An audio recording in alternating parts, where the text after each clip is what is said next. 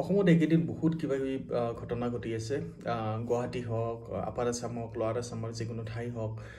বহুত কিবা কিবি মানে ঘটনা ঘটিছে যিটো বিষয়ত মই তাৰমানে এটা ভিডিঅ' বনাম বুলি ভাবিলোঁ এটা ভিডিঅ' আপোনালোকে গমে পাই যোৱা 2 দিনমানত চলিছে সেই ভিডিঅ'টিও হৈছে সেই মানে নিউজটো হৈছে যে গুৱাহাটী এখন গেষ্ট হাউচত প্ৰষ্টিটিউশ্যন ৰেকেট এটা তেওঁলোকে পুলিচে ধৰিব পাৰিছে কোনোবাই ফোন কল ৰেকৰ্ডিংটো ভাইৰেল কৰিছে ছ'চিয়েল মিডিয়াত মই ইউটিউবত পাইছোঁ গতিকে তেনেকুৱা নিউজৰ লগতে আৰু কেইটামান এটা নিউজ পালোঁ যে মাক আৰু জীয়েকে লগ লাগি পেলাই নিজৰ মানে পিতৃ আৰু হাজবেণ্ডক হত্যা কৰিছে কিবা এটা প্ৰৰচনাত পৰি পেলাই তাৰপিছত অন্য এটি ঘটনা পালোঁ যে কোনোবা এজনী হেৰিয়ে কি কয় এক্ট্ৰেছে গৈ পেলাই ৰাস্তাত হেৰি কৰিলে এক্সিডেণ্ট কৰিলে তাৰপিছত গৈ পেলাই তেওঁলোকৰ লিংক ওলাল গৈ পেলাই বেলেগ এখন ৰাজ্যৰ কোনোবা এখন ইউনিভাৰ্চিটিৰ হেডৰ লগত কানেকশ্যন ওলাল তেনেকুৱা কথাবোৰ মই আচলতে এই গোটেইখিনি কথা প্ৰথম কথা এই যিমানখিনি ঘটনা ঘটিছে গোটেইখিনিয়ে বেয়া ঘটনা কিন্তু ইয়াৰ আচলতে আঁৰত কেনেকুৱা সামাজিক এটা পৰিস্থিতিৰ বাবে এইবিলাক হ'বলৈ পাইছে মই সেইটো কথাই আপোনালোকৰ লগত আলোচনা কৰিবলৈ ওলাইছোঁ চ' সেই বস্তুটো হৈছে কি বৰ্তমান আপোনালোকে গমে পায় ছ'চিয়েল মিডিয়াৰ যুগ মই আগতে কেইবাটাও ভিডিঅ' বনাইছোঁ যে এই যিবিলাক আমাৰ ছ'চিয়েল মিডিয়া এক্সপ'জাৰ আছে তাৰ ফলত আমাৰ আচলতে কি হয় চিন্তাধাৰাবিলাক কেনেকৈ সলনি হয় গতিকে এই যে আমাৰ চিন্তাধাৰাবোৰ আছে আচলতে মগজে বৰ বেয়াকৈ প্ৰভাৱ পেলাইছে আৰু তেওঁলোকক বেছি বেয়াকৈ প্ৰভাৱ পেলাইছে যিসকলে এইবিলাক কণ্ট্ৰল কৰিব নোৱাৰে এতিয়া যদি চাওঁ যিটো মাৰ্ডাৰ কেছটোৰ কথা ক'লোঁ মই নিজৰ পত্নী আৰু তেওঁলোকৰ জীয়ৰীয়ে তেওঁক হত্যা কৰিছিলে এই ক্ষেত্ৰত তেওঁলোকৰ আচলতে এটা মানে পৰকীয়া প্ৰেমৰ এটা এংগেল আছিলে যিটো তেওঁলোকৰ আজিকালি তেনেকুৱা ঘটনাবিলাক বহুত দেখা পোৱা গৈছে সেইটো আৰু তাৰ মেইন কাৰণ হ'ল যে আমাৰ লটো হৈছে সদায় ফিমেল অৰিয়েণ্টেড তেওঁলোকক বেছিকৈ ছাপোৰ্ট কৰে আপুনি কিবা কৰক নকৰক গৈ পেলাই আপোনালোকৰ এগেইনষ্টত কিবা এটা কেছ দিলে লগে লগে আপোনালোকক ডাইৰেক্ট এৰেষ্ট কৰিব পাৰিব তেনেকুৱা এটা তেওঁলোকৰ প্ৰতি সহানুভূতি এটা আছে আমাৰ যিটো মানে ফাইদা এটা তেওঁলোকে উঠাইছে গতিকে যাতে মই মাৰ্ডাৰ কৰিলে একো নহয় বহুত লোভ হ'ল আছে আমি ইয়াৰ পৰা বাচি যাব পাৰিম সেইটো এটা তেওঁলোকক সকাহ দিয়ে দ্বিতীয় বস্তুটো হৈছে এক্সপ'জাৰ তেওঁলোকৰ মানে আজিকালি যিটো তেওঁলোকৰ ধৰক নাৰীবাদী যিসকল আছে মানে ভণ্ড নাৰীবাদীসকল তেওঁলোকে সদায় বিচাৰে যে তেওঁলোকৰ যিটো মানে পাৱাৰ আছে সেই পাৱাৰটো যাতে তেওঁলোকে মানে ছ'চাইটিক দেখাব পাৰে কেনেকৈ পুৰুষৰ দৰে যিবিলাক মানে হেৰি পুৰুষ আছে মানে আলফা মেইল বুলি কওঁ তেওঁলোকৰ মানে বিনা লজিকত তেওঁলোকৰ পাৱাৰটো দেখাব বিচাৰে গতিকে তেনেকুৱা কপি এটা কৰি পেলাই এই যিবিলাক মানে ভণ্ড নাৰীবাদী আছে তেওঁলোকে এই ছেইম ৰুলটো তেওঁলোকে এপ্লাই কৰিব বিচাৰে গতিকে মই দুয়োটাই ছাপোৰ্ট নকৰোঁ আচলতে এইটো এটা লজিকেল এটা সম্পৰ্ক হ'ব লাগে বিটুইন যিকোনো মেল আৰু ফিমেলৰ মাজত এনেকুৱা নহয় যে মই ইয়াৰ ওপৰত ডমিনেঞ্চ চলাম বা সি মোৰ ওপৰত ডমিনেঞ্চ চলাব তেনেকুৱা এটা হ'ব নোৱাৰে গতিকে এইটো এটা কি হৈছে যেতিয়া সেই শক্তিটো আহি যায় তেতিয়াহ'লে কি হয় তেওঁলোকে বেলেগৰ আগত যেতিয়া এক্সপ'জাৰ এটা পায় তেওঁলোকে কি হয় যে মই এটা বেলেগ এজনক ভাল পালে একো নহয় গতিকে মই মানে মোৰ হাতত সেইখিনি পাৱাৰ আছে সেই পাৱাৰ ডমিনেঞ্চটো তেওঁলোকে দেখুৱাব বিচাৰিছে আৰু পাৱাৰ ডমিনেঞ্চটো দেখাব তেওঁলোকে শক্তি পাইছে ছ'চিয়েল মিডিয়াৰ জৰিয়তে যেতিয়া তেওঁলোকে নিজৰ ৰিলছ এটা দিলে বা যিকোনো ভিডিঅ' এটা দিলে তাৰপিছত কি হয় তেওঁলোকৰ হাজাৰটা কমেণ্ট আহে অহাৰ পিছত কি হয় তেওঁলোকে ভাবে যে এইবিলাকে মোৰ মানে প্ৰতি আকৃষ্ট হৈছে গতিকে তেওঁলোকৰ লগত কথা পাতিব লাগে হেৰি কৰিব লাগে যিখিনি তেওঁলোকে হাজবেণ্ডৰ লগত নাপায় কাৰণ তেওঁলোকে সদায় লগ পোৱা মানুহ সিহঁতে এপ্ৰিচিয়েট কৰিও নাথাকে কোনেও কিন্তু আপোনালোকৰ ছ'চিয়েল মিডিয়াত একদিন লগ পোৱা মানুহৰ পৰা এপ্ৰিচিয়েশ্যন পাই পেলাই কি হয় মাইণ্ডটো চেঞ্জ হৈ যায় মানুহৰ যিটো মানুহে ধৰিব নোৱাৰে যে সেই একে ব্যক্তিজন সদায় একেলগত থাকিলে সেই এপ্ৰিচিয়েট নকৰিব পাৰে গতিকে এইখিনি মিছআণ্ডাৰষ্টেণ্ড হৈ পেলাই কি হয় তাৰপিছত তেওঁলোকে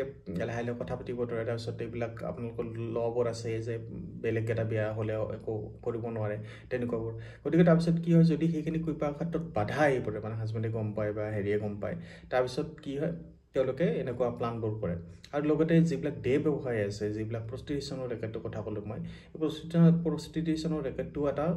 এনেকুৱা ৰিলছৰ পৰাই অহা মেণ্টেলিটি কাৰণ যেতিয়া তেওঁলোকে দেখে যে ছোৱালীৰ পিছত ইমান মানুহ হেৰি আছে গতিকে তেওঁলোকক সেইটো কিবা এটা বিজনেছ ৰূপ দি দিয়ে যে অংক প্ৰদৰ্শন কৰিলে মোৰ যদি ইমান ভিউৱাৰশ্বিপ আহে মানে ইমান টকা আৰ্জি আছে গতিকে মই যদি নিজৰ দেহটো বিক্ৰী কৰি দিওঁ গতিকে কিমান টকা পাম সিমান টকাটো কোনো নৰ্মেল চাকৰিতে নাপায় আপুনি গোটেই মাহটোতে কিছুমানে 6-7 হাজাৰত কাম কৰিছে যিটো তেওঁলোকে এক ৰাতিতে কমায় মানে তেওঁলোকে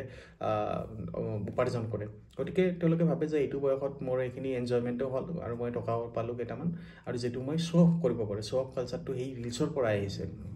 গতিকে মই সদায় কওঁ যে ছ'চিয়েল মিডিয়াৰ ইয়াত এটা ডাঙৰ প্ৰভাৱ আছে আৰু যিবিলাক ড্ৰাগছৰ ৰেকেট আছে সেই ড্ৰাগছৰ হেৰিবিলাকো মানে শ্ব' অফৰ কাৰণে বেছি ষ্টাৰ্ট হয় কাৰণ বৰ্তমান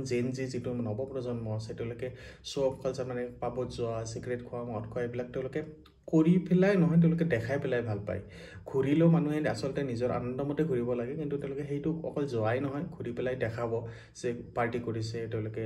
আড্ডা মাৰিছে হেৰি কৰিছে তেওঁলোকে এটা লাইফৰ এটা মানে পাৰ্ট বুলি ভাবি লৈছে এনেকুৱা শ্ব'বিলাক গতিকে শ্ব'প কৰিব লাগে সকলোৱে শ্ব'প কৰিব নোৱাৰে ছ'চিয়েল মিডিয়াৰ যোৱাৰ লগে আপোনাৰ সদায় এটা ভাবে যে সকলোৱে ঘূৰি আছে মোৰ নাই গতিকে তেওঁ শ্ব'প কৰিব বিচাৰিলে কি কৰে এনেকুৱা তেওঁলোকে 2 নম্বৰী ৰাস্তাবোৰ বিচাৰি লয় গতিকে ছ'চিয়েল মিডিয়াটো আচলতে মই ভাবোঁ মানে আচলতে বন্ধ কৰি দিব লাগে মানে যেতিয়া এনেকুৱা ঘটনাবোৰ বেছি হৈ যায় এতিয়া পলিটিচিয়ানে সেইটো বন্ধ নকৰে কাৰণ তেওঁলোকৰ কিছুমান